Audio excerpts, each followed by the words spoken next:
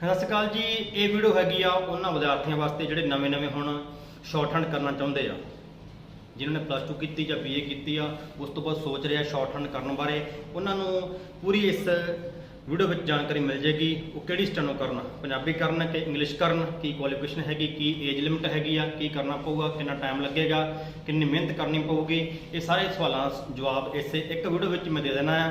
ਇਸ ਕਰਕੇ ਇਸ ਵੀਡੀਓ ਨੂੰ ਪੂਰਾ ਸੁਣਨਾ। ਵੀਡੀਓ ਥੋੜੀ ਲੰਮੀ ਬਣ ਸਕਦੀ ਆ, ਠੀਕ। ਕਾਪੀ ਪੈਨ ਆਪਦਾ ਲੈ ਲਓ, ਜੇ ਨੋਟ ਕਰਨਾ ਕੁਛ ਕਰ ਸਕਦੇ ਹੋ। ਮੈਂ ਪਹਿਲਾਂ ਗੱਲ ਕਰਦਾ ਸ਼ਾਰਟਹੈਂਡ ਇੰਗਲਿਸ਼ ਦੀ। ਸ਼ਾਰਟਹੈਂਡ ਇੰਗਲਿਸ਼ ਸਿੱਖਣ ਵਾਸਤੇ ਤੁਹਾਡੀ ਜਿਹੜੀ ਏਜ ਲਿਮਿਟ ਹੈਗੀ ਆ, ਜੇ ਤੁਹਾਡੀ +2 ਕੀਤੀ ਹੋਈ ਆ, +2 ਕਿਸੇ ਵੀ ਵਿਸ਼ੇ ਨਾਲ ਤੁਸੀਂ ਕੀਤੀ ਹੋਵੇ ਤੇ ਤੁਹਾਡੀ ਏਜ 18 ਤੋਂ 27 ਸਾਲ ਦੇ ਵਿੱਚ ਹੈਗੀ ਆ, ਤਾਂ +2 ਬੇਸ ਤੇ ਆਪਾਂ ਸ਼ਾਰਟਹੈਂਡ ਇੰਗਲਿਸ਼ ਕਰ ਸਕਦੇ ਆ। SCC staff selection commission centre government ਦੀ ਕੋਈ ਪੋਸਟ ਆਉਂਦੀ ਆ, ਉਹਦੇ ਵਿੱਚ +2 ਬੇਸ ਤੇ ਪੋਸਟਾਂ ਨਿਕਲਦੀਆਂ, ਪਰ ਜਿਹੜੀ ਏਜ ਲਿਮਿਟ ਹੈਗੀ ਆ 18 ਤੋਂ 27 ਸਾਲ ਤੱਕ ਹੈਗੀ ਆ, ਠੀਕ ਹੈ। ਜੇ ਆਪਾਂ ਪੰਜਾਬ ਦੇ ਵਿੱਚ ਜੌਬ ਲੈਣਾ ਚਾਹੁੰਦੇ ਆ, ਪੰਜਾਬ ਸਰਕਾਰ ਦਾ ਡਿਪਾਰਟਮੈਂਟ, ਜਿਵੇਂ ਆਪਣੇ ਹਾਈ ਕੋਰਟ ਆ, ਸੈਸ਼ਨ ਕੋਰਟ ਆ, ਜਿੰਨੀਆਂ ਕੋਰਟਸ ਹੈਗੀਆਂ ਉਹਦੇ ਵਿੱਚ ਇੰਗਲਿਸ਼ ਸ਼ਾਰਟਹੈਂਡ ਚੱਲਦੀ ਆ, ਪਰ ਇੱਥੇ ਗ੍ਰੈਜੂਏਸ਼ਨ ਮੰਗੀ ਜਾਂਦੀ ਆ। ਪੰਜਾਬ ਸਰਕਾਰ ਦੀ ਜਿਹੜੀ ਪੰਜਾਬ ਦੇ ਵਿੱਚ ਰਹਿ ਕੇ ਜੌਬ ਕਰਨਾ ਚਾਹੁੰਦੇ ਆ, ਪੰਜਾਬ ਜਾਂ ਹਰਿਆਣਾ ਹਾਈ ਕੋਰਟ ਆਪਣਾ ਇਕੱਠਾ ਹੀ ਆ, ਇਹਦੀ ਪੋਸਟਾਂ ਇਕੱਠੇ ਨਿਕਲਦੀਆਂ, ਪਰ ਇੱਥੇ ਗ੍ਰੈਜੂਏਸ਼ਨ ਮੰਗੀ ਜਾਂਦੀ ਆ। ਏਜ ਲਿਮਿਟ ਹੋ ਜਾਣੀ ਆ 18 ਤੋਂ 42 ਸਾਲ ਤੱਕ, 37 ਸਾਲ ਤੱਕ ਜਰਨਲ ਲਈ ਤੇ 42 ਸਾਲ ਤੱਕ ਕੋਈ ਅਦਰ ਕੈਟਾਗਰੀ ਹੋਵੇ। 18 ਤੋਂ 37 ਸਾਲ ਤੱਕ ਹਾਈ ਕੋਰਟ ਦੇ ਵਿੱਚ ਏਜ ਲਿਮਿਟ ਹੁੰਦੀ ਆ ਤੇ 5 ਸਾਲ ਰਿਲੈਕਸੇਸ਼ਨ ਮਿਲ ਜਾਂਦੀ ਆ ਅਦਰ ਕੈਟਾਗਰੀ ਨੂੰ ਸ਼ਾਰਟਹੈਂਡ ਇੰਗਲਿਸ਼ ਦੇ ਵਿੱਚ, ਠੀਕ ਆ। ਜੋ ਹਾਈ ਕੋਰਟ ਆ, ਇਹਦੇ ਵਿੱਚ ਕੋਈ ਰਿਟਨ ਟੈਸਟ ਨਹੀਂ ਹੁੰਦਾ, ਸਿਰਫ ਸਕਿੱਲ ਟੈਸਟ ਹੋਣਾ। ਤੁਹਾਨੂੰ ਸ਼ਾਰਟਹੈਂਡ ਲਿਖਾਈ ਜਾਣੀ, ਪਹਿਰਾ ਲਿਖਾਇਆ ਜਾਣਾ ਤੇ ਉਹਨੂੰ ਤੁਸੀਂ ਟਾਈਪ ਕਰਨਾ ਹੋਏਗਾ ਸ਼ਾਰਟਹੈਂਡ ਦੇ ਵਿੱਚ, ਠੀਕ ਆ। SCC ਦੇ ਵਿੱਚ ਇੱਕ ਪਹਿਲਾਂ ਰਿਟਨ ਟੈਸਟ ਲਿਆ ਜਾਂਦਾ, +2 ਬੇਸ ਤੇ ਪੋਸਟਾਂ ਭਰੀਆਂ ਜਾਣਗੀਆਂ, ਇੱਕ ਰਿਟਨ ਟੈਸਟ ਹੋਏਗਾ SCC ਦੇ ਵਿੱਚ। ਸੈਂਟਰ ਗਵਰਨਮੈਂਟ ਦੀ ਪੋਸਟ ਇੰਗਲਿਸ਼ ਦੀ ਜਿਹੜੀ ਆਉਂਦੀ ਆ, ਉਹ 'ਚ ਇੱਕ ਛੋਟਾ ਜਿਹਾ ਰਿਟਨ ਟੈਸਟ ਲਿਆ ਜਾਂਦਾ, ਜਿਹਦੇ ਵਿੱਚ ਇੰਗਲਿਸ਼ ਤੇ ਤੁਹਾਡੀ ਜਨਰਲ ਨੌਲੇਜ ਇਹ ਚੈੱਕ ਕੀਤੀ ਜਾਂਦੀ ਆ। ਉਹ 'ਚ ਜਿਹੜੇ ਕੁਆਲੀਫਾਈ ਸਟੂਡੈਂਟ ਹੁੰਦੇ ਆ, ਸਿਰਫ ਕੁਆਲੀਫਾਈ ਕਰਨਾ ਹੁੰਦਾ। ਉਸ ਤੋਂ ਬਾਅਦ ਸਕਿੱਲ ਟੈਸਟ ਹੁੰਦਾ। 80 ਵਰਡ ਪਰ ਮਿੰਟ ਸ਼ਾਰਟਹੈਂਡ ਦੀ ਸਪੀਡ ਤੁਹਾਡੀ ਹੋਣੀ ਚਾਹੀਦੀ ਆ, ਤਾਂ 20 ਵਰਡ ਪਰ ਮਿੰਟ ਟਾਈਪਿੰਗ ਦੀ ਸਪੀਡ ਹੋਣੀ ਚਾਹੀਦੀ ਆ। ਇਹ ਹੈਗਾ ਇੰਗਲਿਸ਼ ਦਾ ਪ੍ਰੋਸੀਜਰ। ਹੋਰ ਇਸ ਤੋਂ ਇਲਾਵਾ ਕੋਈ ਆਪਸ਼ਨ ਰਹਿ ਜਾਂਦੀ ਹੈ, ਤੁਹਾਡੇ ਦਿਮਾਗ ਕੁਐਸਚਨ ਹੁੰਦਾ, ਤੁਸੀਂ ਕਮੈਂਟ ਕਰ ਦੇਣਾ। ਇਹ ਹੈਗਾ ਸ਼ਾਰਟਹੈਂਡ ਇੰਗਲਿਸ਼ ਦਾ ਪ੍ਰੋਸੀਜਰ। ਹੁਣ ਗੱਲ ਕਰਦੇ ਆ ਪੰਜਾਬੀ ਦੀ। ਸ਼ਾਰਟਹੈਂਡ ਪੰਜਾਬੀ ਦੀਆਂ ਪੋਸਟਾਂ ਸਿਰਫ ਪੰਜਾਬ ਦੇ ਵਿੱਚ ਹੀ ਆਉਂਦੀਆਂ। ਪੰਜਾਬ ਸਰਕਾਰ ਦੇ ਜਿੰਨੇ ਵੀ ਡਿਪਾਰਟਮੈਂਟ ਹੈਗੇ ਆ, ਤੁਹਾਡੇ ਦਿਮਾਗ 'ਚ ਕੋਈ ਵੀ ਡਿਪਾਰਟਮੈਂਟ ਆ ਜਾਏ, ਉਹਦੇ ਵਿੱਚ ਸਾਰਿਆਂ ਵਿੱਚ ਹੀ ਸ਼ਾਰਟਹੈਂਡ ਪੰਜਾਬੀ ਦੀਆਂ ਪੋਸਟਾਂ ਹੁੰਦੀਆਂ। ਜਿੰਨੇ ਵੀ ਰੀਡਰ ਵੀ ਆਪਾਂ ਕਹਿ ਦਿੰਦੇ ਆ, ਉਹ ਸਾਰੇ ਸਟੈਨੋਗ੍ਰਾਫਰ ਹੀ ਹੁੰਦੇ ਆ।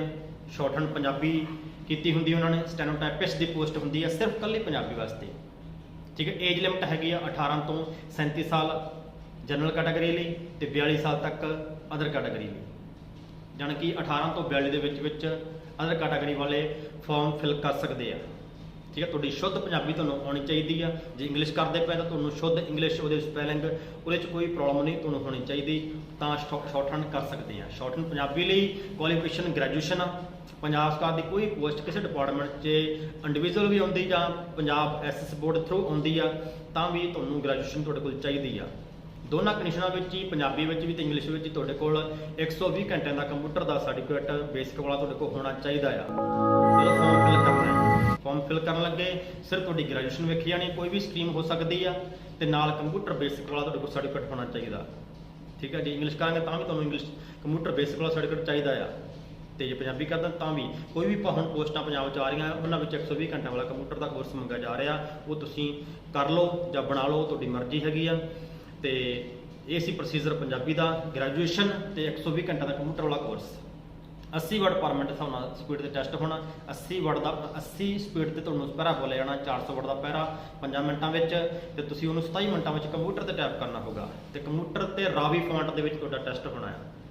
ਫੌਂਟ ਪਹਿਲਾਂ ਬਹੁਤ ਚੱਲਦੇ ਸੀਗੇ, ਪਰ ਹੁਣ ਗਵਰਨਮੈਂਟ ਸਾਰਾ ਰਾਵੀ ਫੌਂਟ ਵਿੱਚ ਕਰਤਾ ਹੈ, ਠੀਕ ਹੈ। ਤੁਹਾਡੀ ਏਜ ਲਿਮਿਟ ਪੰਜਾਬ ਦੇ ਵਿੱਚ 18 ਤੋਂ 42 ਸਾਲ ਤੱਕ ਹੈਗੀ ਆ, ਤੇ 37 ਸਾਲ ਤੱਕ ਹੈਗੀ ਆ ਜਨਰਲ ਕੈਟਾਗਰੀ ਦੀ, ਠੀਕ ਹੈ। ਗ੍ਰੈਜੂਏਸ਼ਨ ਤੁਹਾਡੀ ਕੰਪਲੀਟ ਚਾਹੀਦੀ ਆ। ਕੋਈ ਪਰਸੈਂਟੇਜ ਦੀ ਮੈਟਰ ਨਹੀਂ ਕਰਦਾ, ਕੋਈ ਰਿਟਨ ਟੈਸਟ ਨਹੀਂ ਹੁੰਦਾ ਪੰਜਾਬ ਦੇ ਵਿੱਚ, ਹਾਲੇ ਤੱਕ ਰਿਟਨ ਟੈਸਟ ਨਹੀਂ ਹੈਗਾ।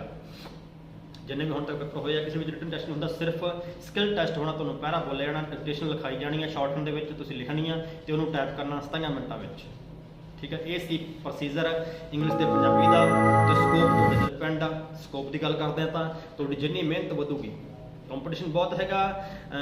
ਨੀਚੇ ਲੈਵਲ ਤੇ ਬਹੁਤ ਕੰਪੀਟੀਸ਼ਨ ਹੈਗਾ। ਜੇ ਤੁਸੀਂ ਮਿਹਨਤ ਵੱਧ ਕਰਦੇ ਹੋ, ਉੱਪਰ ਰਹਿੰਦੇ ਹੋ, ਉਸ ਲੈਵਲ ਤੇ ਕੋਈ ਮਿਹਨਤ ਉਹਨਾਂ ਕੰਪੀਟੀਸ਼ਨ ਨਹੀਂ ਹੈਗਾ। ਠੀਕ ਹੈ, ਸਟੈਨੋ ਸਿੱਖਣ ਵਾਲੇ ਬਹੁਤ ਹੈਗੇ ਆ, ਪਰ ਜਿਸ ਲੈਵਲ ਦੀ ਮਿਹਨਤ ਇਸ ਪੜ੍ਹਾਈ ਨੂੰ ਚਾਹੀਦੀ ਆ ਉਹ ਨਹੀਂ ਹੈਗੀ। ਇੱਕ ਪੇਸ਼ੈਂਸ ਆ, ਟਾਈਮ ਜ਼ਿਆਦਾ ਲੱਗਦਾ, ਮਿਹਨਤ ਜ਼ਿਆਦਾ ਲੱਗਦੀ ਆ, ਤੇ ਟਿਕਣਾ ਪੈਂਦਾ। ਜੇ ਟਿਕੇ ਰਵਾਂਗੇ ਤਾਂ ਜੌਬ ਮਿਲੇਗੀ। ਜੇ ਆਪਾਂ ਸਿਰਫ ਇਹਨੂੰ ਟਰਾਈ ਕਰ ਰਹੇ ਹਾਂ ਵੀ ਕਰਕੇ ਵੇਖ ਲੈਣਾ, ਜੇ ਹੋ ਗਿਆ ਹੋ ਗਿਆ, ਜੇ ਨਾ ਹੋਇਆ ਤਾਂ ਨਾ ਹੋਇਆ, ਇਹ ਇੱਦਾਂ ਸਿਸਟਮ ਨਹੀਂ ਹੋਏਗਾ। ਜਦੋਂ ਵੀ ਤੁਸੀਂ ਇਸ ਲਾਈਨ ਚਾਹੋਗੇ ਆਪਦਾ ਪਿਛਲਾ ਸਭ ਕੁਝ ਤਿਆਗ ਕੇ ਵੀ ਹੁਣ ਸਟੈਨੋਗ੍ਰਾਫਰ ਹੀ ਬਣਨਾ ਆ ਤੇ ਬਣ ਕੇ ਹੀ ਰਹਿਣਾ ਆ, ਤਾਂ ਸ਼ਾਰਟਹੈਂਡ ਹੋ ਸਕਦੀ ਆ। ਤੁਹਾਡੀ ਸ਼ੁੱਧ ਪੰਜਾਬੀ, ਤੁਹਾਡੇ ਘਰੇ ਮਾਹੌਲ ਕਿਸ ਤਰ੍ਹਾਂ ਦਾ ਹੈਗਾ ਹੈ, ਜੇ ਤੁਹਾਡੇ ਘਰੇ ਮਾਹੌਲ ਹਿੰਦੀ ਬੋਲਣ ਵਾਲਾ ਜਾਂ ਇੰਗਲਿਸ਼ ਬੋਲਣ ਵਾਲਾ ਹੈਗਾ ਤਾਂ ਪੰਜਾਬੀ ਸ਼ਾਰਟਹੈਂਡ ਨਹੀਂ ਹੋਣੀ। ਤੁਹਾਡਾ ਸ਼ੁੱਧ ਦੇਸੀ, ਤੁਹਾਨੂੰ ਸ਼ੁੱਧ ਪੰਜਾਬੀ ਜਿਹੜੀ ਹੈਗੀ, ਪੈਰ 'ਚ ਬਿੰਦੀ, ਪੈਰ 'ਚ ਰਾਰਾ, ਪੈਰ 'ਚ ਹਾਹਾ, ਇਹ ਪੂਰੇ ਕਲੀਅਰ ਤੁਹਾਨੂੰ ਜਿਹੜੇ ਰੂਲ ਸੀ ਪੰਜਾਬੀ ਦੇ ਉਹ ਤੁਹਾਨੂੰ ਕਲੀਅਰ ਹੋਣੇ ਚਾਹੀਦੇ ਆ। ਉੱਦਾਂ ਇੰਗਲਿਸ਼ ਵਿੱਚ ਵੀ ਸਪੈਲਿੰਗਾਂ ਦੀ ਜਿਹੜੀ ਸੈਂਟੈਂਸਿਸ ਦੀ ਸਾਰੀ ਕੋਈ ਪ੍ਰੋਬਲਮ ਨਹੀਂ ਹੋਣੀ ਚਾਹੀਦੀ। ਜਿਸ ਤਰ੍ਹਾਂ ਦੀ ਤੁਹਾਡੀ ਲੈਂਗੁਏਜ ਹੈਗੀ, ਜਿਹੜੀ ਚੀਜ਼ ਨੂੰ ਤੁਸੀਂ ਬੋਲ ਸਕਦੇ ਹੋ, ਲਿਖ ਸਕਦੇ ਹੋ, ਪੜ੍ਹ ਸਕਦੇ ਹੋ, ਅੰਡਰਸਟੈਂਡ ਕਰ ਸਕਦੇ ਹੋ, ਜਿਹੜੀ ਤੁਹਾਨੂੰ ਲੈਂਗੁਏਜ ਆਉਂਦੀ ਬਹੁਤ ਵਧੀਆ, ਤੁਸੀਂ ਉਸੇ ਵਿੱਚ ਕੰਮ ਕਰੋ। ਤੁਹਾਡੇ ਫਰੈਂਡ, ਤੁਹਾਡਾ ਕੋਈ ਰਿਸ਼ਤੇਦਾਰ ਕੋਈ ਕਰਦਾ ਪਿਆ, ਉਹਨੇ ਕੀਤੀ, ਉਹ ਲੱਗ ਗਿਆ, ਇਹ ਮੈਟਰ ਨਹੀਂ ਕਰਦਾ। ਤੁਸੀਂ ਦੇਖਣਾ ਤੁਹਾਨੂੰ ਕੀ ਆਉਂਦਾ ਆ। ਜੇ ਤੁਸੀਂ ਵਧੀਆ ਪੰਜਾਬੀ ਨੂੰ ਸ਼ੁੱਧ ਨੂੰ ਪੜ੍ਹ ਲੈਂਦੇ ਹੋ, ਲਿਖ ਲੈਂਦੇ ਹੋ, ਕਰ ਲੈਂਦੇ ਹੋ, ਤਾਂ ਤੁਸੀਂ ਅੰਡਰਸਟੈਂਡ ਕਰ ਲੈਂਦੇ ਹੋ ਪੰਜਾਬੀ ਨੂੰ। ਠੀਕ ਆ, ਜੇ ਘਰੇ ਮਾਹੌਲ ਹਿੰਦੀ ਵਾਲਾ ਹੈਗਾ, ਤੁਸੀਂ ਪੰਜਾਬੀ ਘਰੇ ਘੱਟ ਬੋਲਦੇ ਹੋ, ਤਾਂ ਤੁਹਾਨੂੰ ਪੰਜਾਬੀ ਸ਼ਾਰਟਹੈਂਡ ਵਿੱਚ ਪ੍ਰੋਬਲਮ ਆ ਸਕਦੀ ਆ। ਜਿਹ 'ਚ ਤੁਹਾਡੀ ਆਪਦੀ ਲੈਂਗੁਏਜ ਹੈਗੀ, ਉਹ 'ਚ ਪਕੜ ਹੈਗੀ ਆ, ਤੁਸੀਂ ਸ਼ਾਰਟਹੈਂਡ ਉਹੀ ਕਰਨੀ ਆ। ਲੋਕਾਂ ਪਿੱਛੇ ਲੱਗ ਕੇ ਜਾਂ ਬਹੁਤ ਪੋਸਟਾਂ ਆ ਰਹੀਆਂ ਜਾਂ ਉਹਦੇ ਅਕੋਰਡਿੰਗ ਤੁਸੀਂ ਜੇ ਕਰੋਗੇ ਸਟਾਰਟ ਤਾਂ ਗੱਲ ਨਹੀਂ ਬਣਨੀ। ਇਸ ਕਰਕੇ ਜਿੱਥੇ ਤੁਹਾਨੂੰ ਨੌਲੇਜ ਹੈਗੀ ਆ ਜਿਹੜੀ ਲੈਂਗੁਏਜ ਦੀ, ਉਸੇ ਨੂੰ ਹੱਥ ਪਾਉਣਾ ਆ ਤੇ ਟਿਕੇ ਰਹਿਣਾ। ਬਸ ਮਿਹਨਤ ਕਰਨੀ ਪਊਗੀ। ਮਿਹਨਤ ਵਾਲੀ ਜੌਬ ਹੈਗੀ, ਕੋਈ ਸਰਟੀਫਿਕੇਟ ਵਾਲੀ ਜੌਬ ਨਹੀਂ, ਪੜ੍ਹਾਈ ਨਹੀਂ ਹੈਗੀ ਵੀ ਕੋਰਸ ਕੀਤਾ, ਸਾਲ ਲਾਇਆ, ਸਰਟੀਫਿਕੇਟ ਮਿਲ ਗਿਆ, ਗੱਲ ਖਤਮ। ਜਿੰਨੀ ਤੁਹਾਡੀ ਮਿਹਨਤ ਵੱਧ ਜਾਏਗੀ, ਟਾਈਮ ਘੱਟ ਜਾਏਗਾ। ਮਿਹਨਤ ਘੱਟ ਕੇ ਟਾਈਮ ਵੱਧ ਜਾਏਗਾ। ਗੌਰਮੈਂਟ ਨੇ ਇਹ ਨਹੀਂ ਵੇਖਣਾ ਵੀ ਤੁਸੀਂ ਕਿੰਨੇ ਸਾਲ ਲਾਏ ਆ, ਗੌਰਮੈਂਟ ਨੇ ਇਹਦੇ ਤੁਹਾਡੀ ਮਿਹਨਤ ਕਿੰਨੀ, ਤੁਹਾਡੀ ਸਪੀਡ ਕਿੰਨੀ ਹੈ, ਤੁਹਾਡੀ ਐਕੂਰੇਸੀ ਕਿੰਨੀ ਹੈ, ਤੁਹਾਨੂੰ ਕਿੰਨਾ ਨੌਲੇਜ ਹੈਗੀ ਪੰਜਾਬੀ ਬਾਰੇ ਜਾਂ ਇੰਗਲਿਸ਼ ਬਾਰੇ। ਇਸ ਕਰਕੇ ਸ਼ਾਰਟਹੈਂਡ ਪੰਜਾਬੀ ਇੰਗਲਿਸ਼ ਨੂੰ ਹੱਥ ਪਾਉਣ ਤੋਂ ਪਹਿਲਾਂ ਇਹਨਾਂ ਸਾਰੀਆਂ ਗੱਲਾਂ ਦਾ ਧਿਆਨ ਰੱਖਣਾ ਹੈਗਾ। ਬਸ ਟਿਕੇ ਰਹਿਣਾ ਆ। ਪੋਸਟਾਂ ਆਉਣ ਨਾ ਆਉਣ ਇਹਦੇ ਨਾਲ ਕੋਈ ਮਤਲਬ ਨਹੀਂ ਹੈਗਾ, ਤੁਸੀਂ ਸਿਰਫ ਤਿਆਰ ਰਹਿਣਾ। ਜੋਬ ਬੰਦੇ ਉਹ ਵੀ ਲੱਗਦੇ ਜਿਹੜੇ ਤਿਆਰ ਹੁੰਦੇ ਆ, ਜਿਹੜੇ ਪੋਸਟਾਂ ਡੀਕਦੇ ਹੈਗੇ, ਪੋਸਟਾਂ ਆਉਣਗੇ, ਫਿਰ ਫਾਰਮ ਭਰਾਂਗੇ, ਫਿਰ ਉਹਨੂੰ ਸਟਾਰਟ ਕਰਾਂਗੇ, ਉਹ ਇਸ ਪੜ੍ਹਾਈ ਵਿੱਚ ਕਾਮਯਾਬ ਨਹੀਂ ਹੁੰਦੇ। ਇਹ ਇਸ ਤਰ੍ਹਾਂ ਦੀ ਪੜ੍ਹਾਈ ਆ, ਇਹ 'ਚ ਬੰਦਾ ਪਹਿਲਾਂ ਤਿਆਰ ਹੁੰਦਾ, ਫਿਰ ਪੋਸਟਾਂ ਆਉਂਦੀਆਂ। ਤੇ ਦੂਜਿਆਂ ਵਿੱਚ ਕੀ ਹੁੰਦਾ, ਪਹਿਲਾਂ ਫਾਰਮ ਲੋਕ ਭਰ ਲੈਂਦੇ, ਫਿਰ ਨਾਲ ਤਿਆਰੀ ਸਟਾਰਟ ਕਰ ਲੈਂਦੇ ਆ। ਇਸ ਕਰਕੇ ਤਿਆਰ ਪਹਿਲਾਂ ਰਹਿਣਾ। ਸ਼ਾਰਟਹੈਂਡ ਦੇ ਵਿੱਚ ਪੋਸਟਾਂ ਦੀ ਵੇਟ ਨਹੀਂ ਕਰਨੀ ਹੁੰਦੀ ਵੀ ਜਦੋਂ ਆਉਣਗੀਆਂ ਉਦੋਂ ਵੇਖਾਂਗੇ ਤਿਆਰੀ। ਇਹਦੇ ਵਿੱਚ ਬੰਦੇ ਉਹੀ ਕਾਮਯਾਬ ਹੁੰਦੇ ਜੋ ਪਹਿਲਾਂ ਤਿਆਰ ਆ। ਜਿਹੜੇ ਪੋਸਟਾਂ ਆਉਣ ਤੋਂ ਬਾਅਦ ਤਿਆਰੀ ਸਟਾਰਟ ਕਰਦੇ ਆ, ਉਹ ਸਾਰੇ ਬੰਦੇ ਇਹਦੇ ਵਿੱਚ ਕਾਮਯਾਬ ਨਹੀਂ ਹੁੰਦੇ। ਉਹ ਫਿਰ ਜੋ ਬੰਦਾ ਕੋਈ ਜੌਬ ਲੱਗ ਜਾਂਦਾ, ਉਹਦੇ ਕਹਿਣ ਤੇ ਫਿਰ ਦੁਬਾਰਾ ਸਟਾਰਟ ਕਰਦੇ ਆ ਵੀ ਮੈਂ ਲੱਗ ਗਿਆ, ਹੁਣ ਤੂੰ ਕਰ ਲਾ ਸਟਾਰਟ। ਇਸ ਕਰਕੇ ਤੁਸੀਂ ਆਪਦਾ ਬਸ ਸਭ ਕੁਝ, ਜੇ ਤੁਹਾਡੇ ਕੋਲ ਕੋਈ ਆਪਸ਼ਨ ਨਹੀਂ ਹੈਗੀ, ਤੁਹਾਡੇ ਕੋਲ ਪੈਸਾ ਨਹੀਂ ਹੈਗਾ, ਤੁਸੀਂ ਕੈਨੇਡਾ ਨਹੀਂ ਜਾ ਸਕਦੇ, ਤਾਂ ਫਿਰ ਤੁਹਾਨੂੰ ਸ਼ਾਰਟਹੈਂਡ ਹੀ ਕਰਨੀ ਪੈਣੀ ਆ ਤੇ ਇਹਦੇ ਵਿੱਚ ਟਿਕੇ ਰਹਿਣਾ ਪਊ। ਇੱਕ ਹੀ ਇਹ ਪੜ੍ਹਾਈ ਰਹੇਗੀ ਜਿਹਦੇ ਵਿੱਚ ਇਕੱਲੀ ਮਿਹਨਤ ਚੱਲਦੀ ਆ। ਸਕਿਲਡ ਹੋਣ ਕਰਕੇ, ਹੱਥੀਂ ਕੰਮ ਕਰਨ ਕਰਕੇ ਸਕੋਪ ਆ, ਕੋਈ ਸਿਫਾਰਿਸ਼ ਪੈਸਾ ਨਹੀਂ ਚੱਲਦਾ ਹੈਗਾ। ਤੁਹਾਨੂੰ ਆਪਦੀ ਮਿਹਨਤ ਨਾਲ ਜੌਬ ਮਿਲਦੀ ਆ। ਟਾਈਮ ਲੱਗਦਾ ਜ਼ਿਆਦਾ ਪਰ ਮਿਲ ਜਾਂਦੀ ਆ। ਔਖੀ ਆ ਪਰ ਜੌਬ ਮਿਲੇਗੀ। ਜੇ ਸੌਖਾ ਕਰਕੇ ਆਪਾਂ ਘਰੇ ਹੀ ਪੈਣਾ ਆ, ਤੁਹਾਡੇ ਕੋਲ ਬਹੁਤ ਸਰਟੀਫਿਕੇਟ ਹੋ ਸਕਦੇ ਆ, ਤੁਸੀਂ ਬਹੁਤ ਕੋਰਸ ਕੀਤੇ ਹੋਣਗੇ, ਪਰ ਜੇ ਤੁਹਾਡੇ ਹੱਥਾਂ ਵਿੱਚ ਗੁਣ ਨਹੀਂ ਹੈਗਾ ਤਾਂ ਆਪਣਾ ਕੋਈ ਸਕੋਪ ਨਹੀਂ ਹੈਗਾ।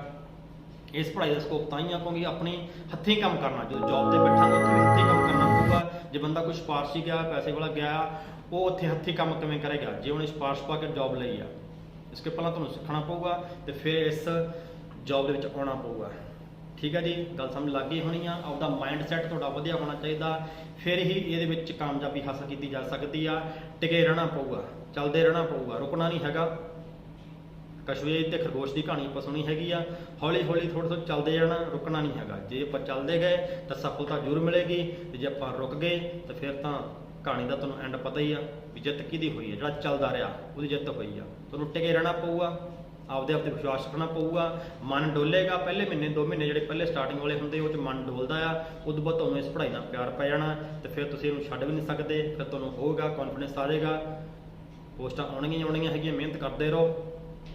ਠੀਕ ਹੈ, ਇਸ ਕਰਕੇ ਟਿਕੇ ਰਹਿਣਾ ਹੀ ਇਹਦੇ ਵਿੱਚ ਕਾਮਯਾਬੀ ਦਾ ਜਿਹੜਾ ਤਰੀਕਾ ਹੈਗਾ, ਬਸ ਇਹਦੇ ਵਿੱਚ ਟਿਕੇ ਰਹਿਣਾ ਹੀ ਆ। ਠੀਕ ਹੈ ਜੀ, ਕੋਈ ਹੋਰ ਗੱਲਬਾਤ ਹੁੰਦੀ ਕਮੈਂਟ ਕਰ ਦੇਣਾ, ਫਿਰ ਗੱਲ ਕਰਦੇ ਹਾਂ। ਠੀਕ ਹੈ ਜੀ, ਥੈਂਕ ਯੂ।